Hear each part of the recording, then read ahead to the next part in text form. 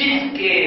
دل و دماغ پہ محبت آقا امام زمان کی تجلی ہو، وہ شخص اور اس کا دل بے قرار ہوتا ہے،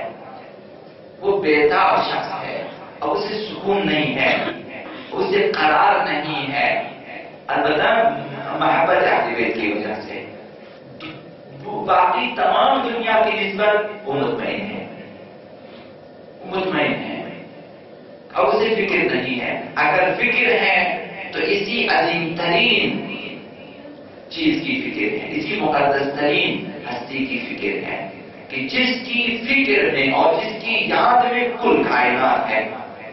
تمام انبیاء جس کی یاد میں ہیں اور جس کے منتظر ہیں، ہم بھی اسی صف میں شامل ہو جائیں۔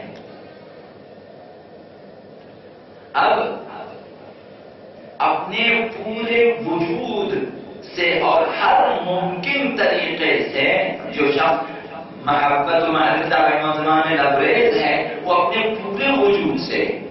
تمام تر قوت و طاقت و توانائی کے ساتھ ہر طریقے سے امام زمان کو زیادہ سے زیادہ پہچاننے کی کوشش کرے گا۔ یہ علامت ہے منتظر امام زمان کی،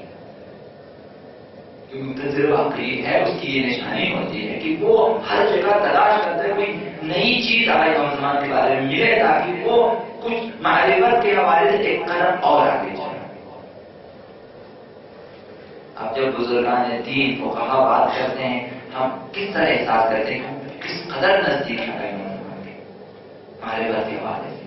وہ ایسی باتیں ایسے معنی بیان کرتے ہیں، ہم سمجھتے ہیں بہت دور ہے، وہ کس قدر نزدیک ہے، وہ امام زمان کے نزدیک ترین باتیں بیان کرتے ہیں۔ ہمیں احساس ہوتا ہے کہ وہ بہت نزدیک جا چکے ہیں اور بعض تو ماشاءاللہ وہیں سے ہی باتیں کرتے ہیں، ایسا احساس ہوتا ہے کہ وہ محضر امام زمان سے بات کر رہے ہیں۔ اب یہ احساس کی بات ہوتی ہے، اب میں چھوٹے دوستوں کو یہ احساس نہیں دلا سکتا کہ چونکہ اپنے لیے ہنوز دلی دور والی بات ہوتی ہے،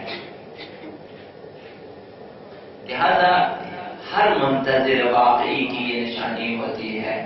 کہ وہ بے قرار ہوتا ہے اور وہ ہر لحظہ کی کوشش کرے گا کہ معرفت امام زمان بڑھے اور وہ نزدیک ہو جائے،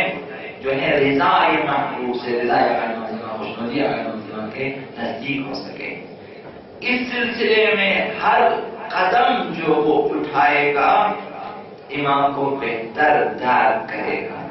اس شناخت کے سلسلے میں۔ تو شاید آپ کے ذہنوں میں بات آ گئی ہوگی کہ ہمیں کیا کرنا چاہیے،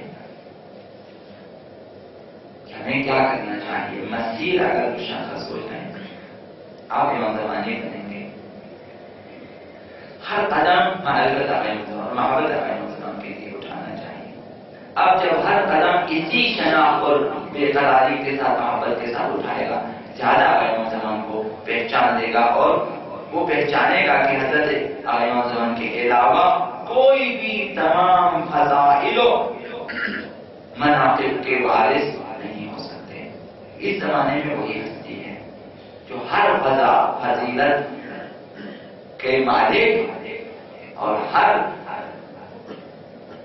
خدا متعال کی طرف سے دیے گئے صفات و مقامات کے صاحب ہیں۔ یہاں تک پہنچنا چاہیے، ہم اس وقت سمجھ جائیں گے کہ پرچم عدل الہی کو سراسر جہان ہستی میں اور کوئی نہیں لہرا سکتا سوائے اسی۔ اس وقت بتمام معنی عاشق و شیفتہ حضرت حجت ہوگا۔ اب وصال محبوب کے لیے پہلے سے زیادہ شناخت کے لیے لحظہ شماری کرے گا، سوز و گداز کے ساتھ راہوں کو اپنی ہر راہ کو اپنائے گا کہ معرفت میں اضافہ ہو سکے۔